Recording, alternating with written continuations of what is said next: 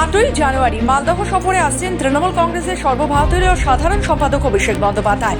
ওই দিন তিনি পরিযায়ী শ্রমিকদের নিয়ে একটি সভা করবেন, যা পুরাতন মালদহের নারায়ণপুর এলাকার 12 নম্বর জাতীয় সড়কের ধারে জলঙ্গা MSK ময়দানে আয়োজন করা হবে। জানা গেছে, এই সভায় এদিন বিজেপি শাসিত ভিন রাজ্যে কাজ করতে গিয়ে বাংলা বলার কারণে কাজ হারানো বা সন্ত্রাসের মুখে পড়া পরিযায়ী শ্রমিকেরা উপস্থিত থাকবেন। তাদের অভিজ্ঞতা ও সমস্যার কথা সরাসরি শুনবেন অভিষেক বন্দ্যোপাধ্যায়। জেলা তৃণমূল সূত্রে জানা গেছে, মালদহের অন্তত 2 থেকে 3 হাজার পরিযায়ী শ্রমিক ভিন রাজ্যে গিয়ে নানান সমস্যার সম্মুখীন হয়েছে। এদিন সোমবার সকালে সভাস্থল পরিদর্শন করেন জেলা তৃণমূল কংগ্রেসের নেতৃত্ব। কর্মসূচির প্রস্তুতি খতিয়ে দেখেন তিনি। দলীয় সূত্রে আরও জানা গিয়েছে, উত্তর দিনাজপুর কর্মসূচি শেষ করে 7ই জানুয়ারি মালদহে পৌঁছবেন অভিষেক বন্দ্যোপাধ্যায়। তবে জেলা তৃণমূল সভাপতি স্পষ্ট জানিয়েছেন, এই কর্মসূচি ভোটের সঙ্গে যুক্ত নয়। তার দাবি, তৃণমূল কংগ্রেস সব সময় পরিযায়ী শ্রমিকদের পাশে থাকছে এবং ভবিষ্যতেও থাকবে। আগামী 7 তারিখ উনি রায়গঞ্জ থেকে চলে আসবেন আমাদের মালদাতে। গোল্ডেন পার্কে থাকার কথা চলছে। গোল্ডেন পার্কের পাশে একটা আমাদের মাঠ আছে, ফুটবল মাঠ জলঙ্গাতে। সেখানে ওনার সভা হবে মাইগ্রেন্ট লেবারদের নিয়ে, পরিযায়ী শ্রমিককে সাথে করে নিয়ে উনি সভাটা করবেন।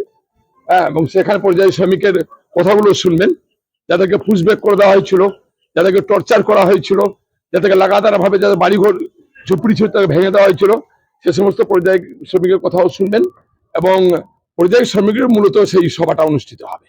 এদিন মালদহে জেলা পরিষদের অতিথি আবাসে অভিষেক বন্দ্যোপাধ্যায়ের কর্মসূচি সফল করতে একটি প্রস্তুতি বৈঠকও হয়। সেখানে উপস্থিত ছিলেন দলের জেলা সভাপতি, জেলার মন্ত্রী, সভাধিপতি, একাধিক বিধায়ক ও ব্লক স্তরের নেতৃত্বরা।